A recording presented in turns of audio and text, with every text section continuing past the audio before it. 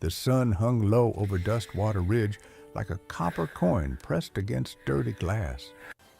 The frontier town sprawled across the Wyoming territory in a haphazard collection of wooden buildings, saloons, and mud-caked streets where justice was as scarce as water in August. On the eastern edge of town, where the Kestrel Mountains rose like jagged teeth against the sky, a crowd had gathered in front of the auction house, a weathered building that smelled of sweat, tobacco, and desperation. Mabel Hart stood on the wooden platform, her wrists bound with coarse rope that had already rubbed her skin raw. The crowd below jeered and laughed, their faces twisted with cruelty that came easy in a place where life was cheap and compassion was a luxury few could afford. She kept her eyes down, focusing on a knot in the wooden planks beneath her feet, trying to block out the words that cut deeper than any knife. "Look at the size of her!" someone shouted. "Who'd pay good money for that?" Another voice called out, followed by harsh laughter. Mabel had heard it all before, every insult, every sneer, every pitying glance. They were the soundtrack of her 23 years on Earth. But this was different. This was the final humiliation. Her father had gambled away everything they owned, and when the debt collectors came, they took her instead of payment. In Dustwater Ridge, human lives were currency, and hers had been deemed worth exactly what her father owed, $50 in gold. The auctioneer, a thin man with a pencil mustache and eyes like a snake, grabbed her arm and yanked her forward. "Come now, gentlemen. Surely someone needs help with the washing, the cooking. She's strong, I'll give her that." More laughter. Mabel felt tears burning behind her eyes but refused to let them fall. She'd learned long ago that crying only made it worse.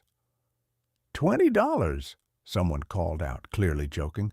15, another voice countered, to more laughter. The auctioneer's face darkened. "You're insulting me, gentlemen. The debt is $50. Who'll give me 50? Silence fell over the crowd. Men shuffled their feet, suddenly interested in the ground. No one wanted her, not even at half price. The auctioneer's hand moved to his belt where a leather strap hung. "If nobody wants her, I'll have to teach her the price of being worthless. $80. The voice cut through the air like a rifle shot. The crowd parted, and Mabel lifted her head for the first time.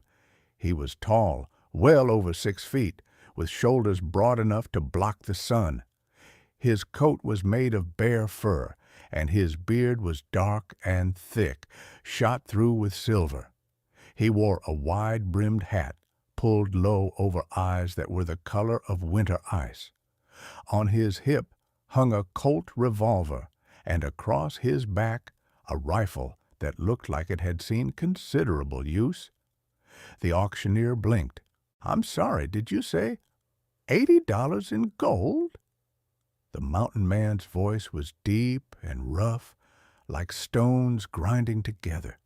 He stepped forward and pulled a leather pouch from his coat, dropping it on the platform with a heavy thunk. "Count it if you want." The auctioneer's hands trembled as he opened the pouch. Mabel watched his eyes widen as he saw the gleaming coins inside. This is more than generous, sir. Very generous indeed." The mountain man said nothing. He climbed onto the platform, and Mabel instinctively stepped back. He was even larger up close, and there was something in his face that spoke of violence witnessed and delivered. But his hands, when they reached for the rope binding her wrists, were surprisingly gentle. "Come on," he said quietly, not looking at her face. "We're leaving." He cut through the rope with a knife that appeared from nowhere, then jumped down from the platform and held out his hand. Mabel stared at it for a moment, then took it. His palm was calloused and warm. The crowd watched in stunned silence as the mountain man led her toward a massive horse tied to a hitching post. He lifted her onto the saddle with ease, then swung up behind her. Without another word, he turned the horse north toward the mountains that loomed like giants in the fading light. They rode in silence for hours. The trail climbed steadily upward, leaving Dustwater Ridge far below, until it was nothing but a smudge of smoke against the darkening plain. Mabel had never been on a horse before, and every muscle in her body ached, but she didn't complain. She didn't dare. When full dark came, the mountain man guided the horse off the trail and into a small clearing surrounded by pine trees. He dismounted, then helped her down. Her legs nearly buckled when her feet hit the ground. "Sit," he said, pointing to a fallen log. Mabel sat. She watched as he moved through the camp routine with practiced efficiency, unsaddling the horse, gathering wood, building a fire. Within minutes, flames were crackling, pushing back the cold mountain night. He produced dried meat and hard bread from his saddlebag and handed half to her. Mabel took it with trembling hands. "Eat," he said. She did, though the food tasted like sawdust in her dry mouth. He sat across the fire from her, chewing slowly, his eyes fixed on the darkness beyond the firelight. Finally, Mabel found her voice. "Why did you buy me?" He didn't answer right away. When he did, he still didn't look at her. Needed help at the cabin? What kind of help? Cooking, cleaning, garden work? He took a drink from a canteen, then added, "I won't hurt you." Mabel studied his face in the firelight. It was a hard face, carved by weather and time, but there was something in it that made her believe him. "What's your name?" she asked. "Elias Crow." "I'm Mabel, Mabel Hart." He nodded once, acknowledging this, then stood. "Get some sleep. We leave at first light." He spread a blanket on the ground near the fire and gestured for her to take it. When she did, he walked to the far side of the clearing and sat with his back against a tree, rifle across his lap. Mabel lay down and pulled the blanket around her shoulders. Through half-closed eyes, she watched Elias keeping guard against the darkness. For the first time since her father had sold her, she felt something other than fear. She felt safe. 2 days later, they reached Elias's cabin. It sat in a high meadow surrounded by towering pines, with a stream running nearby that sang over smooth stones. The Kestrel Mountains rose on all sides, their peaks white with snow even in late summer.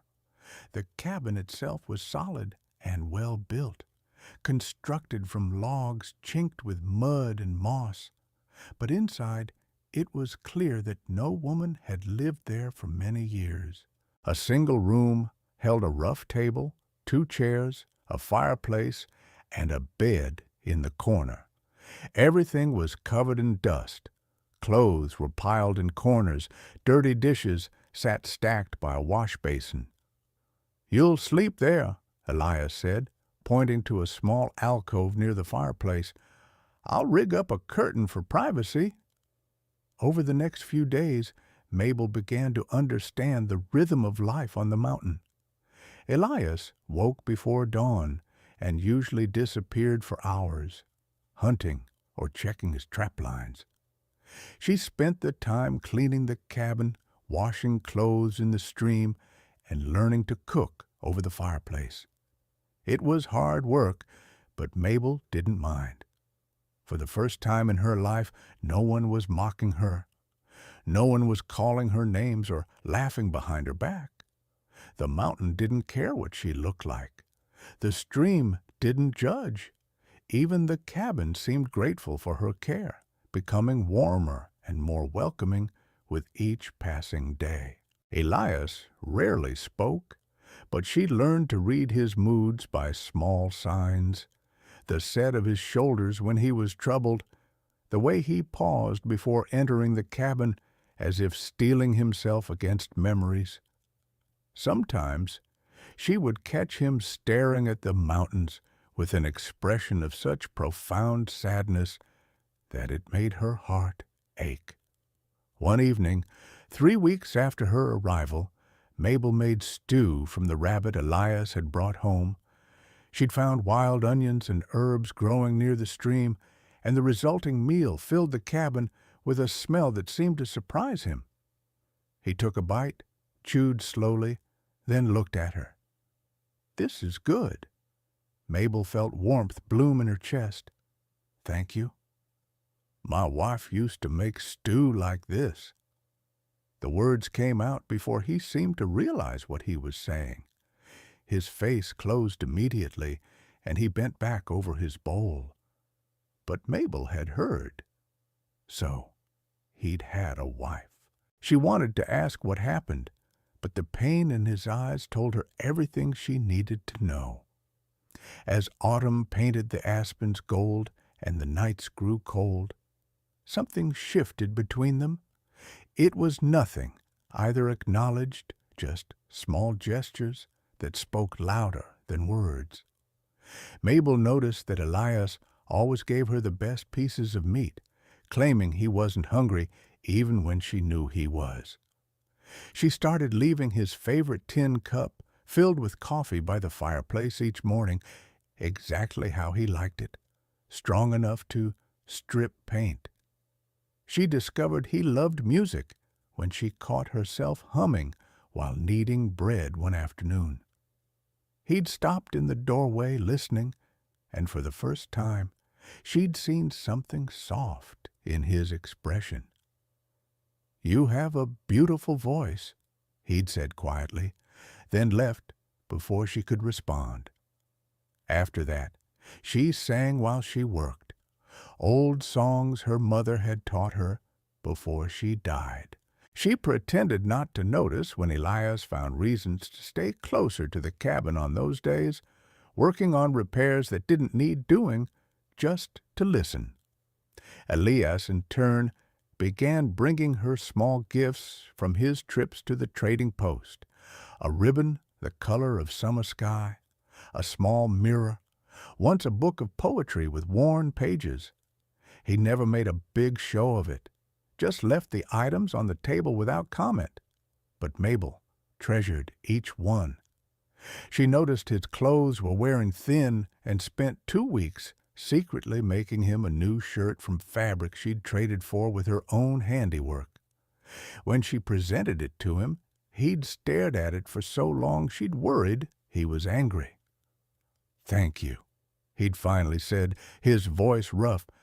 "It's been a long time since anyone—" He didn't finish, but she understood. The first snow came in October, and Mabel woke to find that Elias had spent half the night stacking extra firewood by the door so she wouldn't have to go out in the cold. She'd made his favorite breakfast in return, flapjacks with wild berry preserves, and watched his face light up in a way that made her stomach flutter. She was falling in love with him. The realization hit her one evening as she watched him repair a chair by firelight, his large hands working with surprising delicacy. She loved the way he moved, economical and sure. She loved the rare smile that transformed his stern face. She loved how he spoke gently to his horse, and how he always checked the windows before bed to make sure she felt safe. But the knowledge brought pain with it. Men like Elias Crow didn't fall in love with women like her. He'd bought her to work, nothing more. The kindness he showed was the kindness of a decent man toward someone in his care, not the actions of a suitor. What Mabel didn't know was that Elias was waging his own battle. At night, when she was asleep behind her curtain, he would sit by the dying fire and fight against the feelings growing in his chest. He'd sworn after Ruth and Lily died that he would never love again. Love meant vulnerability. It meant opening yourself to the kind of pain that could break a man in half. 5 years ago, he'd left his family at their small homestead while he went hunting. When he returned 3 days later, he found the cabin burned, Ruth and little Lily dead, killed by raiders who'd swept through looking for anything valuable. He'd buried them in the meadow and then fled to the mountains, unable to bear the sight of the graves. He'd convinced himself he was dead inside, incapable of feeling anything but the dull ache of loss. But then Mabel had come into his life, and she'd brought light with her.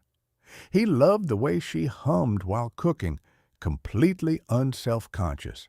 He loved her kindness to the small creatures around the cabin, the way she left scraps for the birds, how she'd nursed a wounded rabbit back to health and released it.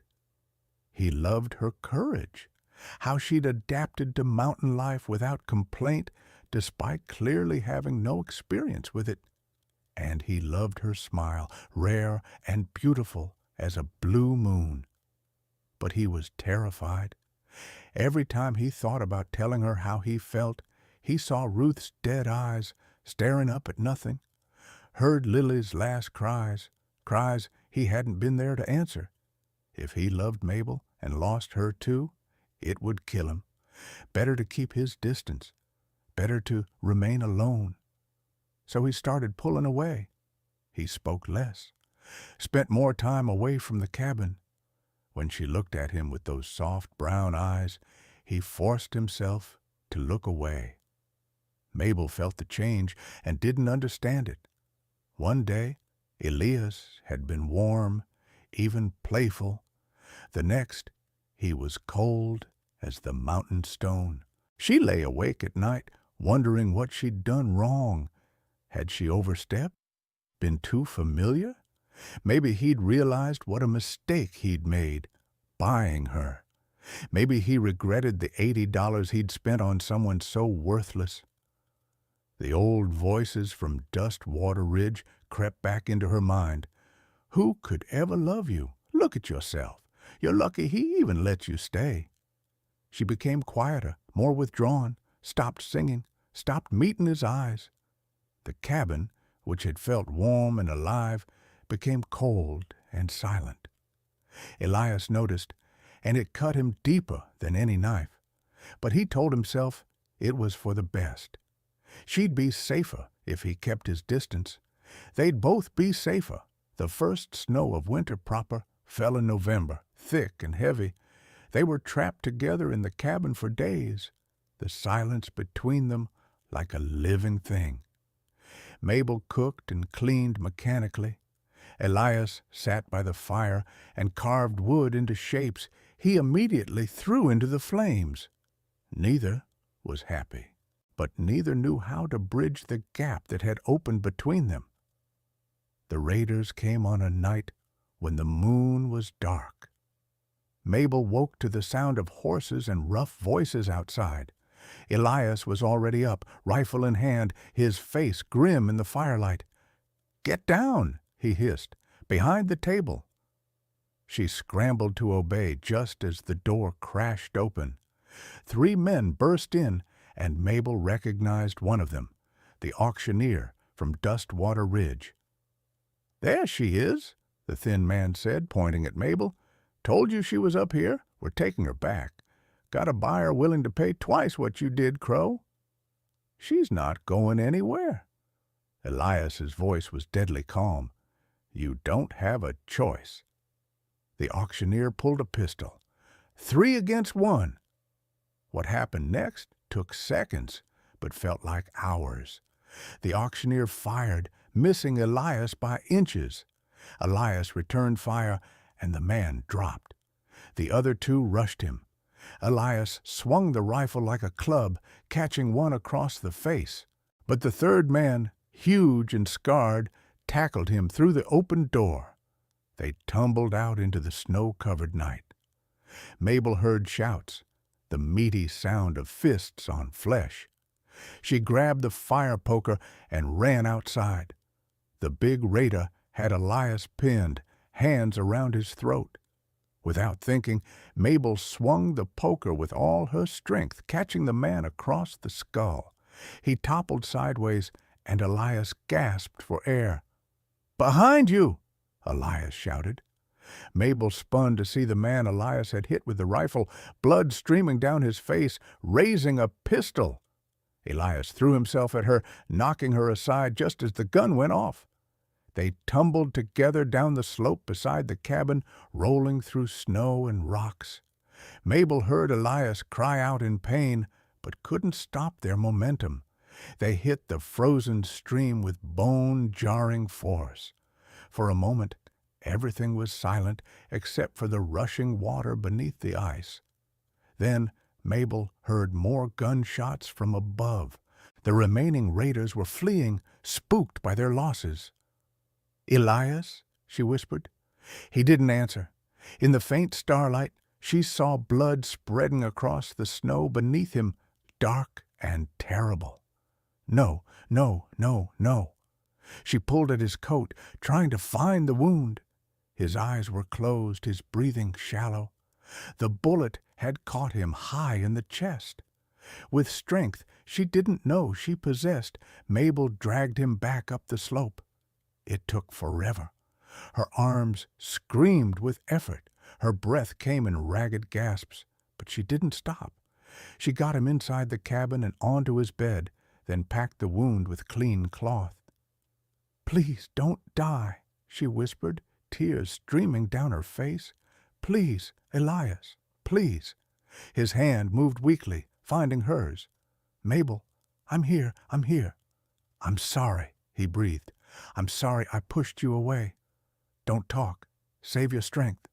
Have to tell you." His eyes opened, fever bright. "I love you. Been afraid to say it, afraid to lose you like I lost them. But I love you. Since the beginning." Mabel's sobs came harder. "I love you too, so much. Please don't leave me. I can't lose you. I can't." His hand squeezed hers weakly, and then his eyes closed again. For 3 days and nights, Mabel stayed by Elias's side. The fever came as she'd known it would, and she fought it with cool cloths and herbs she'd learned from watching her mother tend the sick. She forced water between his lips, changed his bandages, prayed to a God she wasn't sure was listening. She talked to him constantly, telling him stories, singing songs, promising him everything and anything if he would just survive. "We'll have chickens," she told him on the second night, "a whole flock, and I'll make you eggs every morning, and we'll plant a bigger garden. Tomatoes. You said you loved tomatoes. I'll grow you the biggest tomatoes in Wyoming." On the third night, his fever broke. Mabel woke from an exhausted doze to find him looking at her, his eyes clear for the first time. "Hey," he whispered. She burst into tears. "You're awake? You're really awake. How long?" 3 days. He tried to sit up and winced. "Easy," she said, helping him.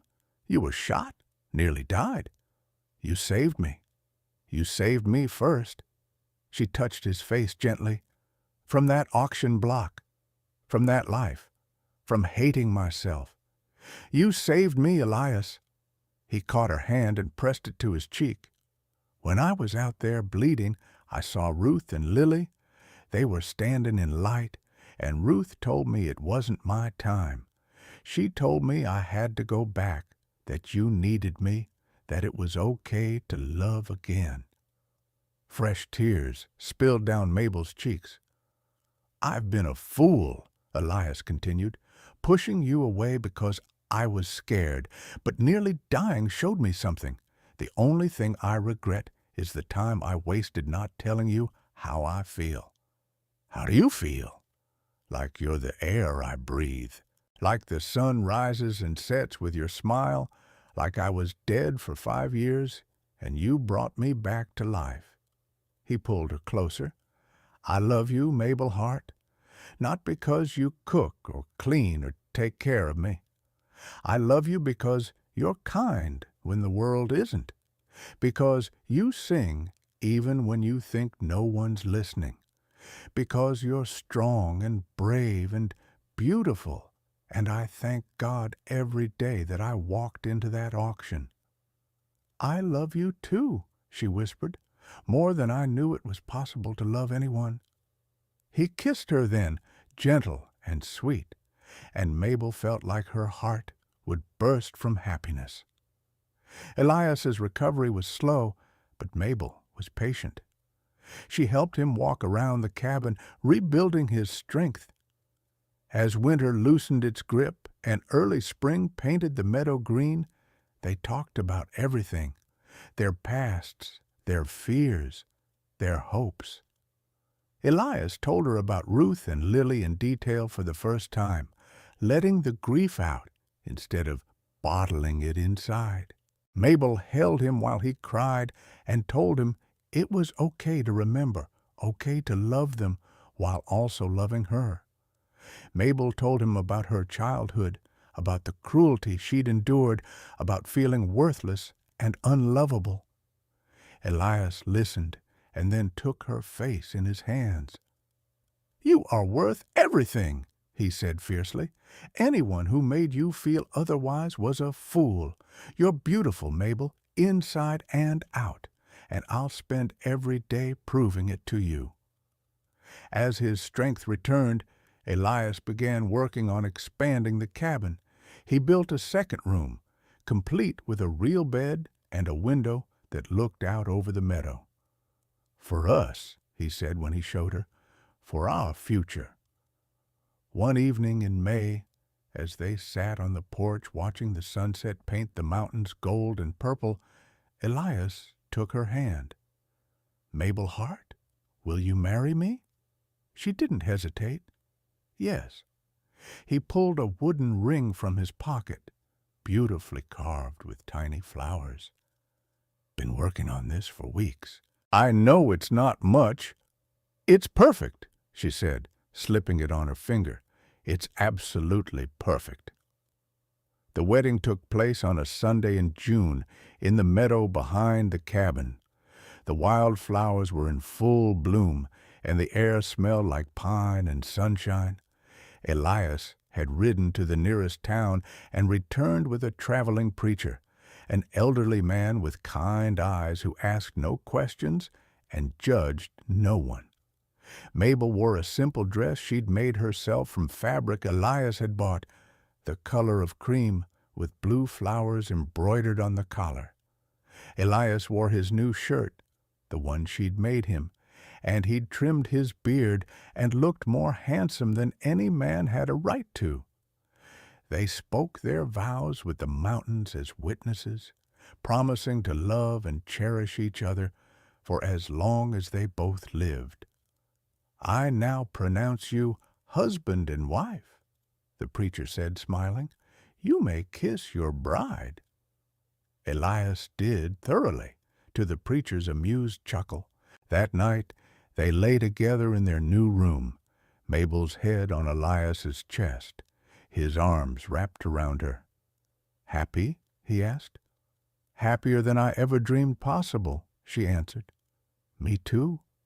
He kissed the top of her head. "Thank you for giving me a reason to live again.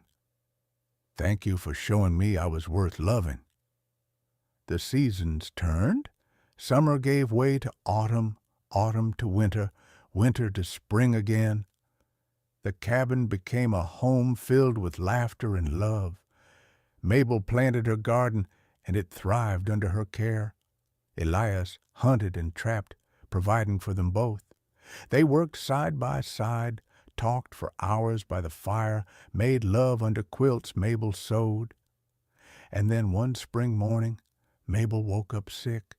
At first, she thought it was something she'd eaten, but when it continued for a week, then two, Elias figured it out before she did.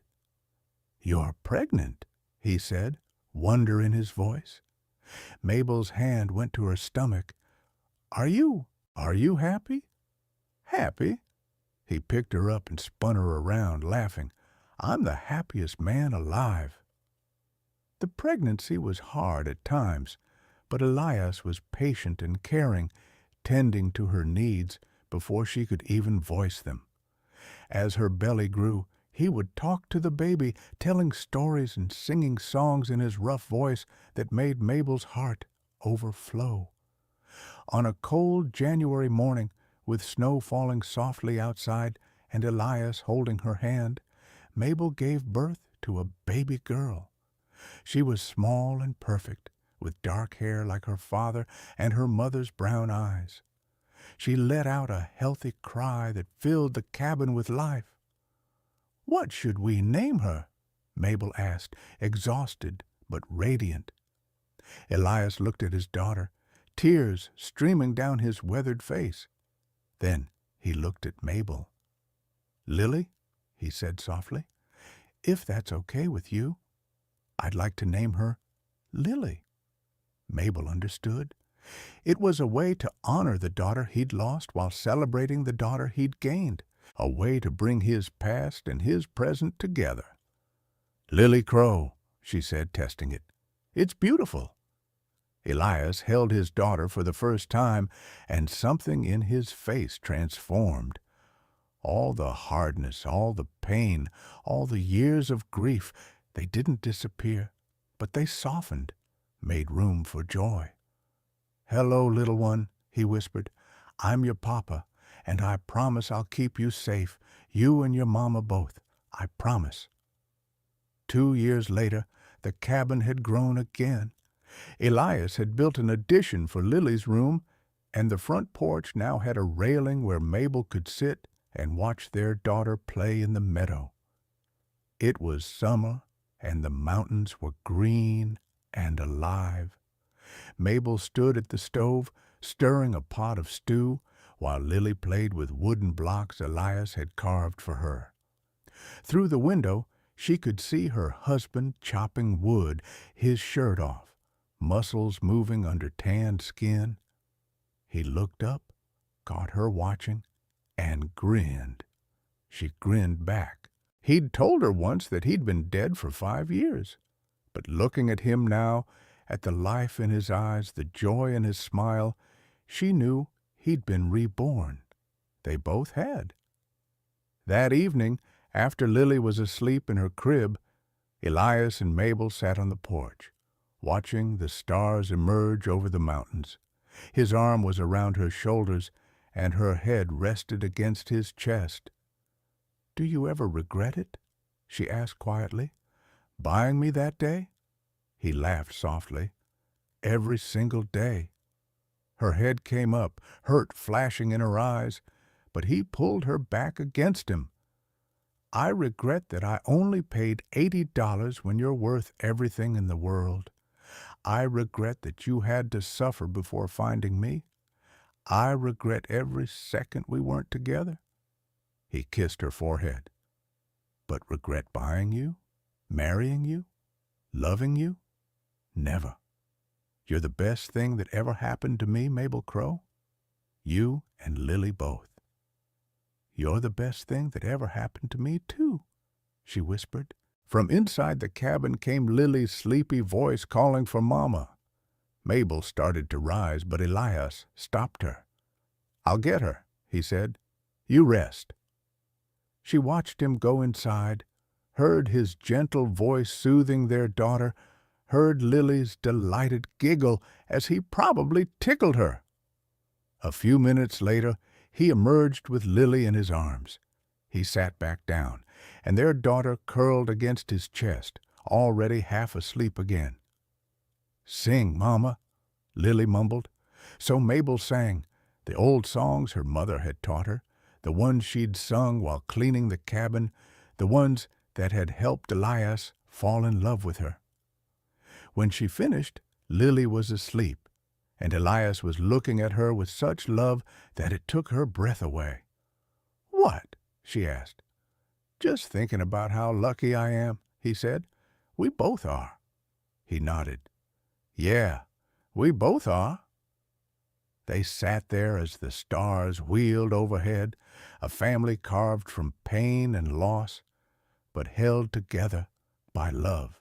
The mountain man who'd learned to open his heart again, the woman who'd learned she was worthy of being loved, and the child who represented their future, bright and full of promise. In the morning, there would be work to do, wood to chop, meals to cook, animals to tend, but tonight, under the vast Wyoming sky, they were simply complete. Elias had told Mabel once that she was his first love after Ruth, but the truth was deeper than that. She was his resurrection, his second chance, his proof that even the most broken hearts could heal if given the right person to mend them. And Mabel, who'd spent so many years believing she was unlovable, had finally learned the truth. Love didn't care about appearances or society's judgment. Love saw the soul, and her soul had found its match in the gruff mountain man who'd paid $80 for her and received everything in return. The cabin behind them glowed with warm firelight. The mountains stood eternal around them, and in that moment they had everything they needed. They had each other. They had home.